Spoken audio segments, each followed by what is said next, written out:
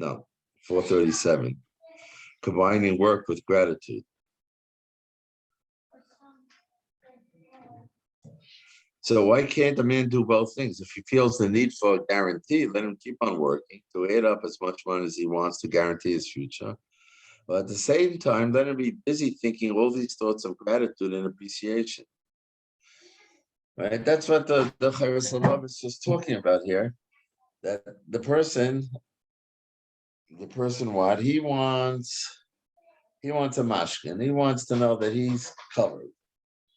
He wants to know he's covered. And Rav Miller is saying, you can't do that. You have to do the now.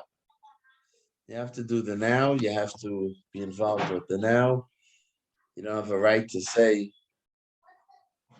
I'll do it in the future.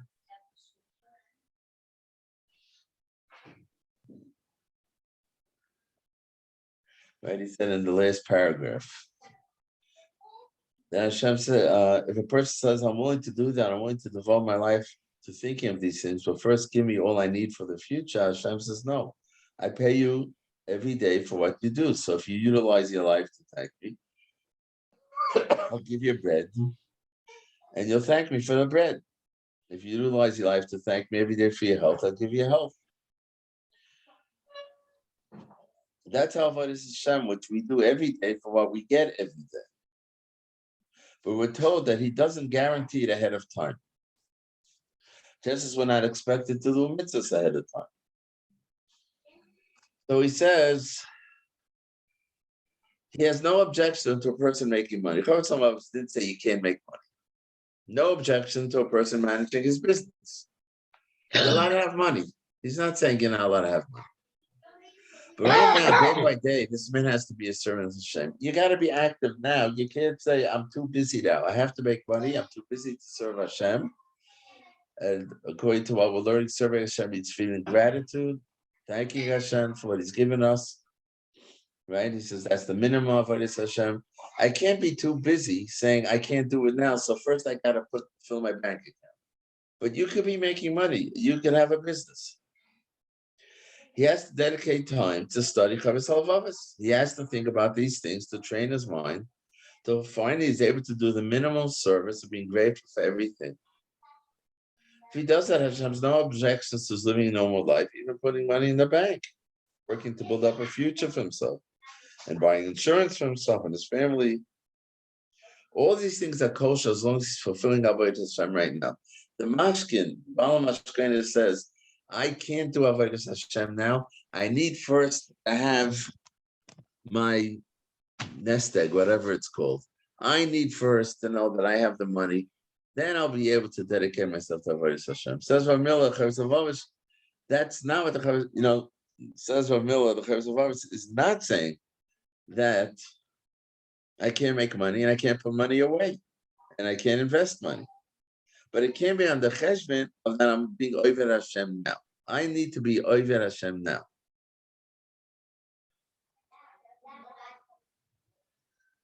We now see a Chovos haLevavos teaches that the big job of the man in this world is to say to Hashem, Baruch Atah, blessed are you. Doesn't mean that just by saying these words or by saying all the prescribed blessings you have fulfilled Avodas Hashem, you must have a sincere feeling of gratitude. When you see a fruit stand, you have to marvel at the marvelous variety of taste and color in Hashem's creation. I wish I was with Rav Miller on one of his typical walks down, like he says, King Highway, where he lived, Ocean Parkway, and just see this in action, like, okay, I see the fruit store, go to Osharad over here, and there's like lots of fruits, lots of vegetables. So I have to sit there and really marvel at the colors, at the different types of fruits, give thought to the different tastes, how Hashem made everything so perfect. I saw, so interesting, someone handed me the sefer, Rav Ganovsky, Moshe Samsonovich, who he is. Know the name, He was a big Talmud of Rav Volva. Yeah. So he quotes here, where was it? from Rav Dan Segal. Someone gave me this little pamphlet. It's not such a little pamphlet. Oh, it is a little pamphlet. And what did it say here? It said, he says, I'll read the paragraph. He says, I was in Miami and I met Mori V'Rabbi HaMashkiach, a Goyna Tzaddik, Rav Dan Segal Shlita. That's how he's known as the Mashkiach. He says because of his, he's not so healthy. Sheker Briosai Harifefes Rotza Levroyach Me'achorif Hakasha, New York. He ran away from the cold of New York, and he came to Miami. And he says he invited me for Shalosh Shudas. In the middle of the Suda, he said to me, "Tasim Lev, give some thought. Hakadosh Baruch Hu Barik Kol Olam. Hashem created all the worlds. Kolev Sharias Psuchas Aburei. Every possibility is in Hashem's hands. He could do. There's no limit. He can do whatever he wants." He says, so if someone, why did Hashem create us with a desire to eat? A taiva, thirst. The whole idea of thirst.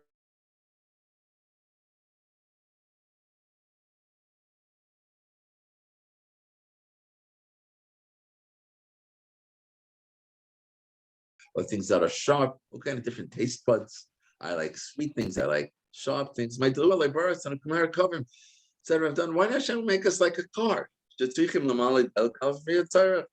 fill up the gas tank when you need to fill up the gas tank, and then you go. Well, Hashem could have made us like that. Okay, live like Shaman and check the oil, Every 100 miles, every 1,000 miles, you check the oil, Hashem could have done the same thing for man. It made sure koyach. You have something in your head that says, okay, sit down now, fill up the stomach, and then you go on more. Why did he create us with all these different taivas and desires and tastings? He said, he says, our first answer would be, think of us challenges, nisyanis. There's mitzvahs, there's averis with food, and am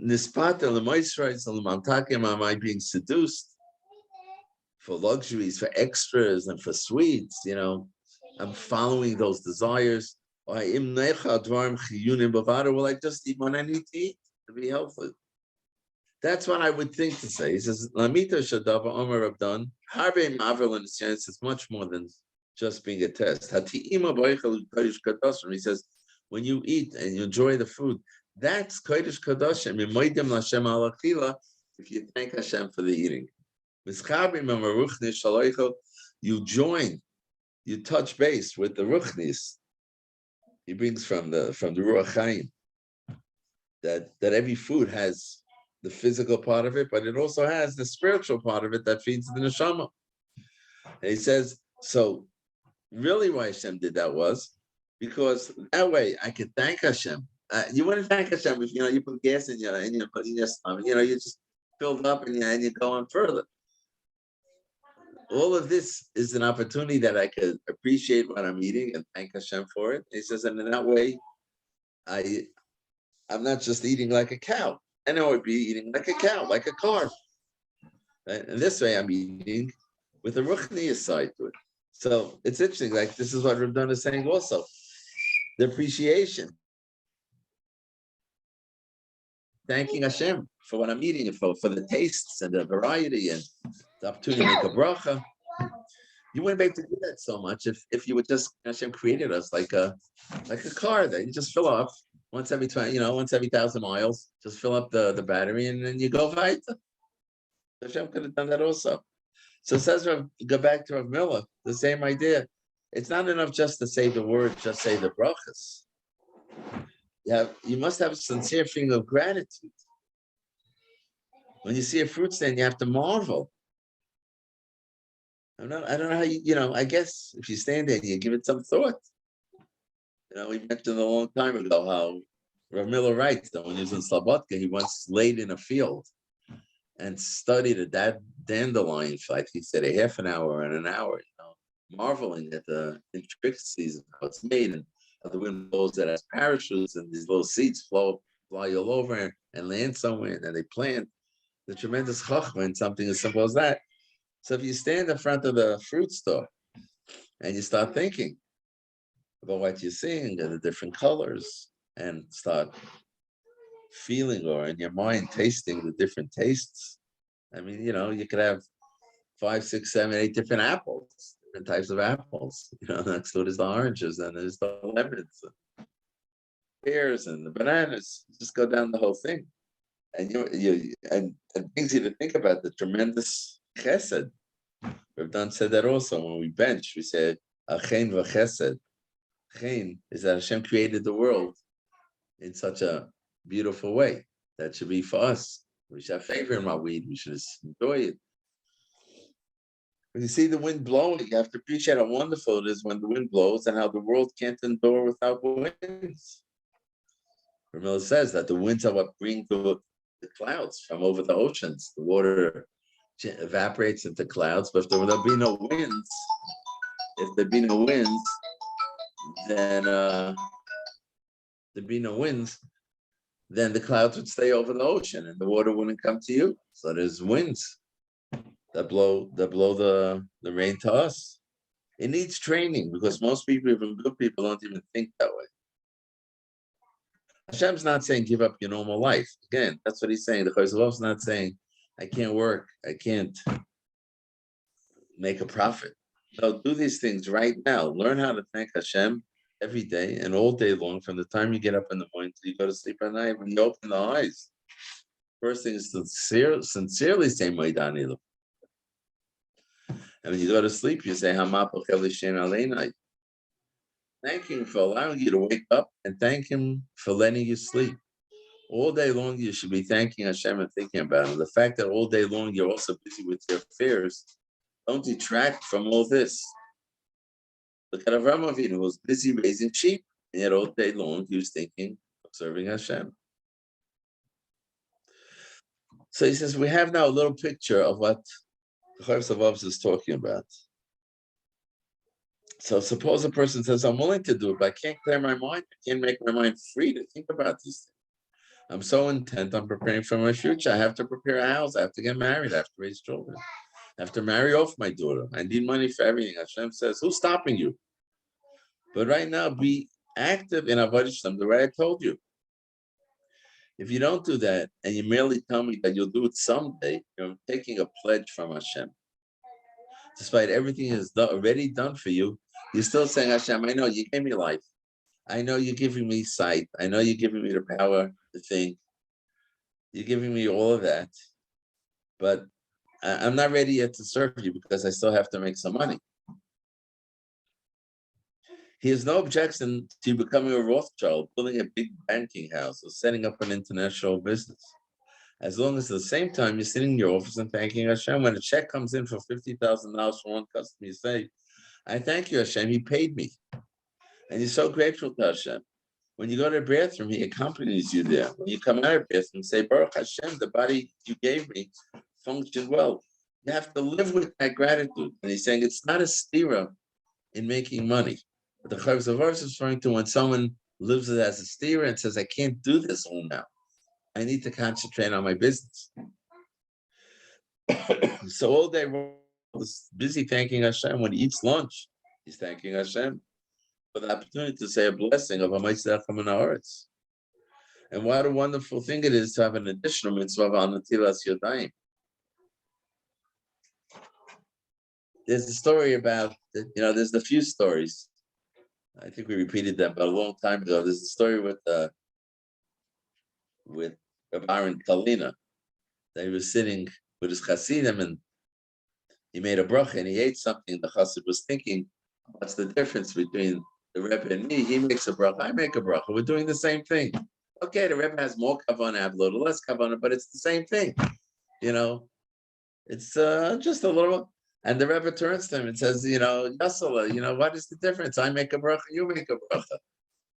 And the Chassid, a little bashful that the Rebbe caught him with his thoughts.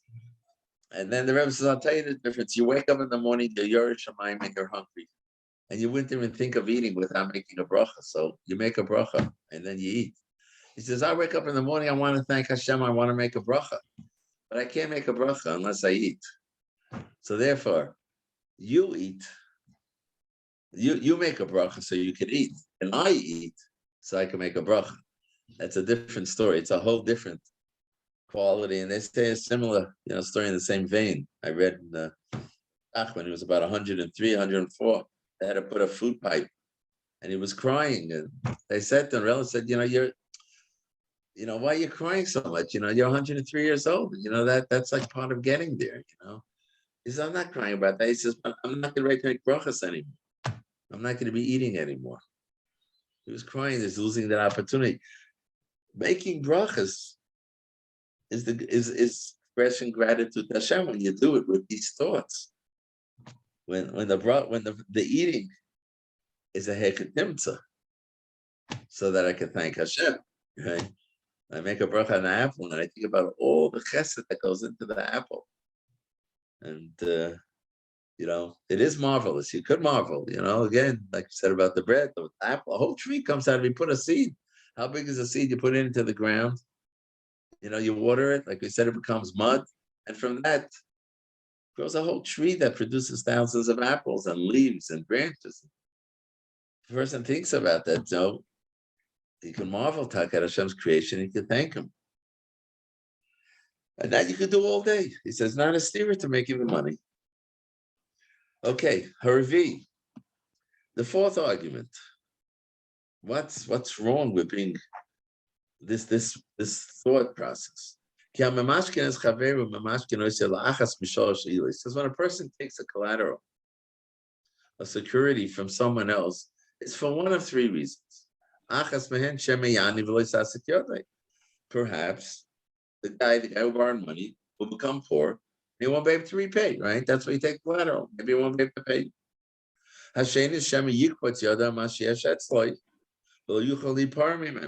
Number two is that the borrower may have the money, but he'll decide not to pay, and you won't have the power to get the money from him. So you want it in advance. Now the guy wants to take a loan, he has to give it to you now. Now you got it. And the third thing is, perhaps the borrower will die, or he'll go somewhere and you won't be able to find him.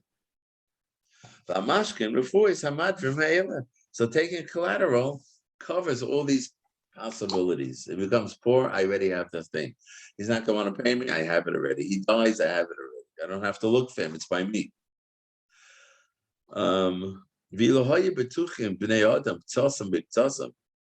If lenders could be guaranteed that nothing of this would happen, if I had a way of knowing that these things aren't going to happen, so it'll be a disgrace, it'll be degrading. I turn to the guy who's lending me money, I'm lending someone money and I ask him for mashkin.